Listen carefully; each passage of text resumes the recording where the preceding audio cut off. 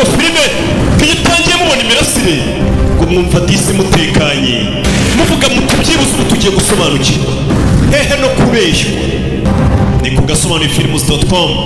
izi filime zisanga website musanga filime zisobanuye za Rocky ndetse n'izindi website z'abandi basobanuzi batandukanye, zose mugomba kujya muzigiraho mukadoha ku mafaranga. Ega baba bafunitse baba bakoze mu gihe mubaha ibice, sibyo? Hari PWD afite web, hari PP afite web, hari agasobanurifilms.com. bose muhikoze ntabwo duca menshi n'ubundi muri yasindira muduha ibice, sibyo? Murakoze. Ega abanyarwanda mufite amafaranga. Abadije na filime tukiba imisanzu abadije mukwiye gutanga n'ukuri. uretse ntabwo njya nangira filime neretse abanyarwanda ikintu cy'ingenzi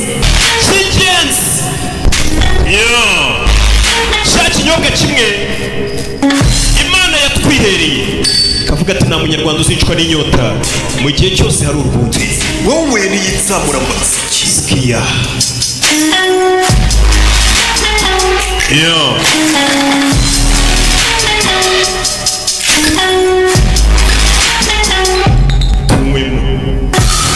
sibyo?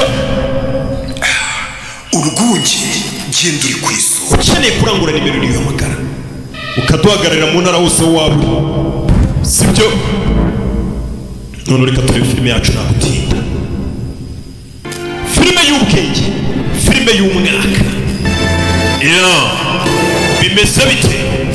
Ego Films gasobanurifilms.com, aho uri kwishyura ibihumbi 4 byonyine ku cyumweru ukareba gasobanuye buri munsi dutaho filime z'ubwenge.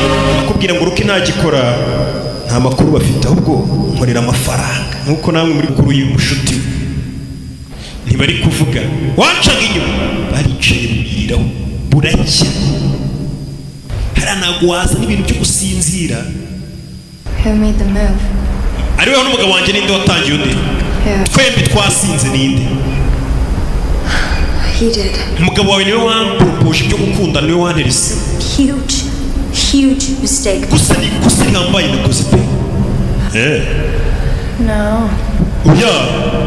Mistakes occur when ikosa ni cya gihe uyisomana n'umugabo wundi cyangwa bikarangiriraho, ariko urambwiye ngo waranamukundaga. ibyo byarenze kubikosa, bari ibintu mwateguye.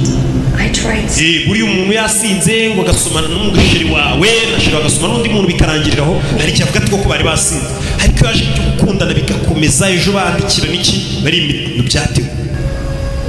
cyita ngo nagakosa mbere sinamwiyumvagamo. And then you asked me to be your maid of honor and it all hit me. urangije arambwira ngo ninze mubere marene mu bukwe